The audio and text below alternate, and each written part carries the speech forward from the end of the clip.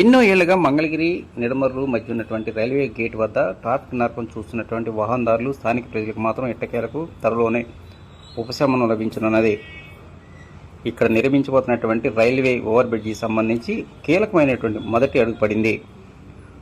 ఈ railway over bridge నిర్మాణం సంబంధించి సాయిల్ టెస్ట్ అంటే మట్టి నమూనా కార్యక్రమానికి రైల్వే శాఖ అధికారులు పనులు ప్రారంభించారు.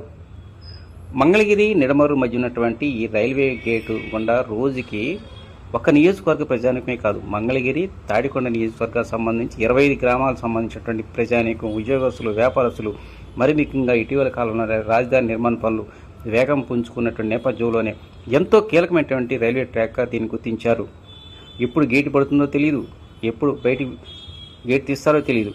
గంటల తరబడి అత్యవసర సమయాల్లో అంబులెన్స్ ఉన్నా, స్కూల్ బస్సులు ఉన్నా, ఎవరైనా సరే, ఎంతటి వారైనా సరే గంటల తరబడి ఆ గేటు కోసం వేచి చూడాల్సిన పరిస్థితి ఏర్పడింది. దాన్ని దృష్టిలో పెట్టుకొని కేంద్ర రైల్వే శాఖ కీలకమైన నిర్ణయం తీసుకుంది. దాదాపు 129 కోట్ల రూపాయల వ్యయంతో 4 లైన్ల రైల్వే ఓవర్ బ్రిడ్జి నిర్మాణ పనులు ప్రారంభించనున్నారు. బ్రిడ్జి పిల్లల నిర్మాణానికి భూమి ఎంతవరకు తట్టుకోగలదు, పునాదులు ఎంత లోతులో వేయాలి అనే దానిపై రైల్వే అధికారులు ఈ మట్టి నమూనా సేకరణ చేస్తూ ఉన్నారు.